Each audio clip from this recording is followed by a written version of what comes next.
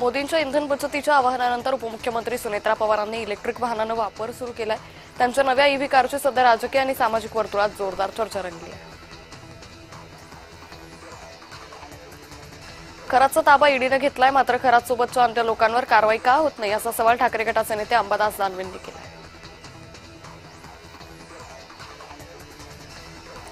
शेतीचे दिवस आहेत, डिझेलची मागणी वस्तुस्थिती आहे, काही ठिकाणी स्टॉक केला जातोय, सरकारचं लक्ष आहे, वाहनं बंद पडणार नाही याची काळजी आम्ही घेऊ असं आश्वासन मंत्री गिरीश महाजनांनी दिलं।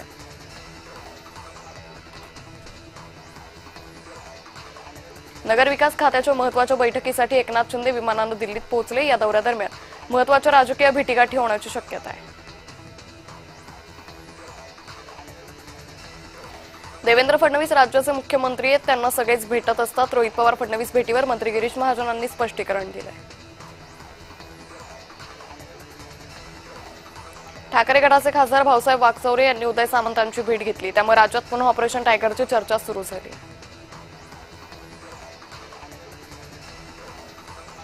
कोकण विधान परिषदेच्या जागेसाठी भरत गोगावले यांनी उपमुख्यमंत्री एकनाथ शिंदेंची भेट घेतल्याची माहिती आहे। दोन्ही नेत्यांमध्ये 10 मिनिटे चर्चा झाली। भरत गोगावले यांना वेट अँड वॉचचा सल्ला दिल्याची माहिती आहे। केंद्रीय मंत्री रक्षा खडसे यांनी मुख्यमंत्री फडणवीसांची मंत्रालयात भेट घेतली। दोघांमध्ये विविध विकास कामांसंदर्भात चर्चा झाली।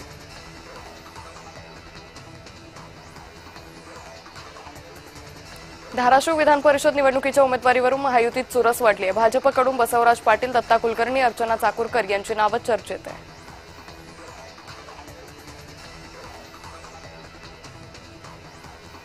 रोहित पवार मुख्यमंत्र्यांच्या भेटीला पोहोचले। रोहित पवार यांच्या मतदारसंघातील काही कामांसंदर्भात मुख्यमंत्र्यांच्या भेटीसाठी गेले होते अशी माहिती आहे।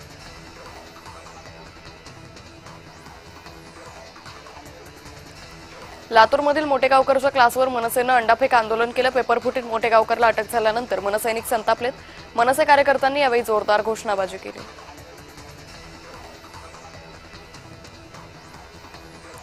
रायगड पालकमंत्री पदाबाबत मंत्री उदय सामंतांनी प्रतिक्रिया दिली। याबाबत मुख्यमंत्री आणि दोन्ही उपमुख्यमंत्री निर्णय घेतील असं सामंत म्हणाले। जय श्रीराम म्हणत गप्प बसायचं, महागाई वाढणारच आहे, देशात अराजकता माजणार आहे आणि भाजप म्हणणारी याला मुस्लिम जबाबदार आहे अशी टीका संजय राऊतांनी केली आहे। इंधन दरवाढीमुळे तुमच्या विश्वगुरूची प्रतिमा कशी आहे हे आता सगळ्या जगाला कळलंय। हे 5 राज्यातील निवडणुकीसाठी तुम्ही गप्प होता का असा सवाल खासदार अरविंद सावंतांनी उपस्थित केला आहे। मुंबईत चंद्रशेखर बावनकुळे यांच्या अध्यक्षतेखाली ओबीसी महामंडळ उपसमितीची बैठक पार पडली। या बैठकीला छगन भुजबळ, पंकजा मुंडे, गुलाबराव पाटील, दत्तात्रय भरणे उपस्थित होते।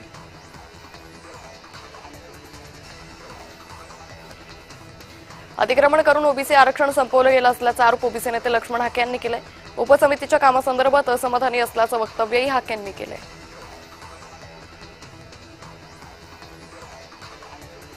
विधान परिषद निवडणुकीबाबत महाविकास आघाडीची येत्या आठवड्यात बैठक होईल अशी सूत्रांची माहिती आहे। महाविकास आघाडीत विधान परिषद निवडणुकांमधील काही जागांची अदलाबदल होण्याची शक्यता आहे।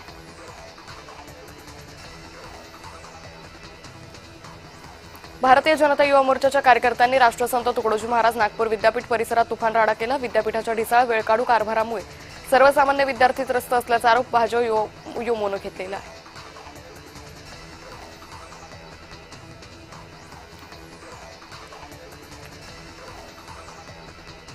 कोल्हापूर जिल्ह्यातील महसूल खात्याच्या बदलीसाठी मोठ्या प्रमाणात भ्रष्टाचार केल्याचा आरोप करण्यात आलाय। जिल्हाधिकारी कार्यालयातील अप्पर जिल्हाधिकारी संजय शिंदे यांची खातेनिहाय चौकशी व्हावी अशी मागणी गर्जना संघटनेचे प्रमुख प्रकाश बेलवाडे यांनी केली आहे।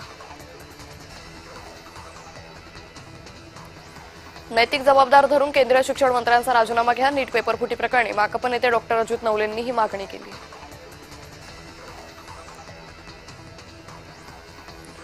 कोकण विधान परिषदेच्या जागेवरून शिवसेना आणि राष्ट्रवादी आमने-सामने आलेत। या जागेसाठी सुनील तटकरेंचे पुत्र अनिकेत तटकरे आणि मंत्री भरत गोगावलेंचे पुत्र विकास गोगावले इच्छुक आहेत। पालकमंत्रीपद आणि विधान परिषद जागेवर दोन्ही पक्षात जोरदार चुरस सुरू आहे।